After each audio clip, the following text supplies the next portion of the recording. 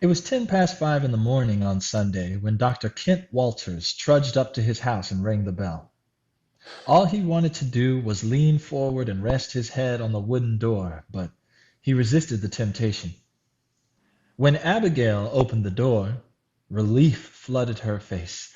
Kent had not been able to inform her that he wouldn't be coming home the night before, and she had stayed up waiting for him before finally falling asleep on the sofa an hour earlier.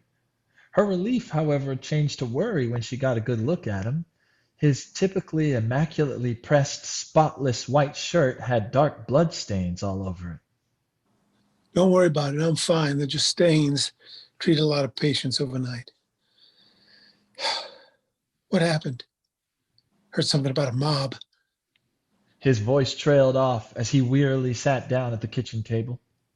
Yes, there was a mob. I didn't see anything because everything was happening on Peachtree Street, but I could hear a lot of yelling. It started getting really loud after 10:30, so I called May Collins, and she said that she could see hundreds of men down the street from her window. She asked Mr. Collins to go and see what was happening. He found out that apparently 4 or 5 more women had been outraged by black men, and the men wanted to do something about it. Hannah woke up. It was so loud. She was too scared to go back to sleep, so she sat up with me till about 2 when the noise stopped. What happened at the hospital? Abigail finally asked when Kent showed no signs of volunteering information. Kent sighed and leaned back in his chair. It was bad, real bad. They started coming in around 11. Just as I was about to head out, nurse asked me to go into the black ward, and I thought there would be 1 or 2 people, but there were dozens. The nurses were tending to them in the hallway because there were so many people. There were not enough rooms. He told her about digging out shards of glass and splinters of wood from cuts before stitching them up. He told her about cuts so deep he could see the bone. He told her how he had to decide not to treat some patients because they were unlikely to survive, and it made more sense to spend time treating someone who was likely to recover.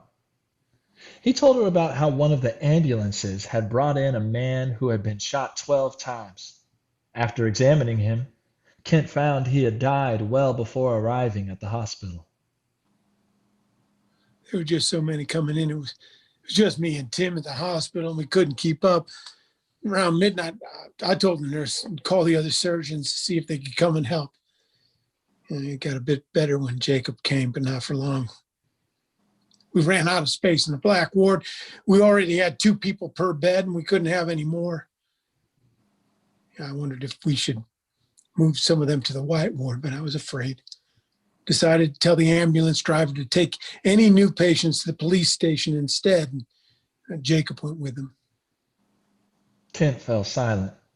He thought about one woman who had come into the hospital demanding to see her husband. He told her that he was taken to the police station. She was terrified. "How am I supposed to get to the police station?" she exclaimed. "They will kill me."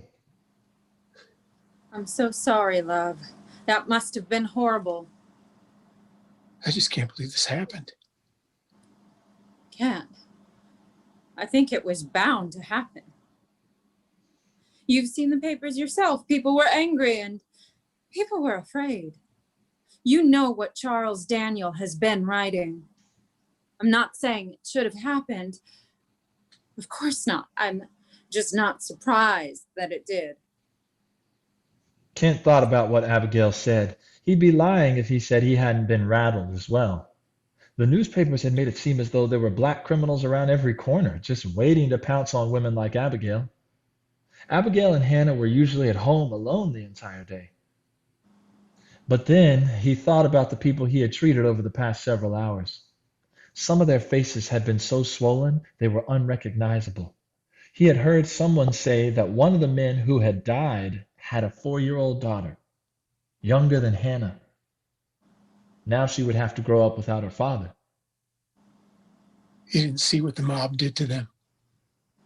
They left them for dead. But Kent, you know what happened to Ethel Lawrence. That man upended her life. She'll never lead a normal life again. People were angry. What happened to Ethel Lawrence shouldn't have happened. But the men and women killed last night, they didn't lay a finger on her. And many of them are dead. Many others will never live a normal life again. It'd be a miracle if some of them healed completely. The mob didn't hurt and kill criminals. They hurt and killed people like us. You didn't see what the mob did to them. Abigail stared at Kent. She had never heard her husband speak like this. They rarely had interactions with black people in the city. They had spoken about the newspaper stories that had been circulating, and neither she nor Kent believed and agreed with all of them, but this concern was something new. Don't worry, love. You've just had a long night. You need to sleep.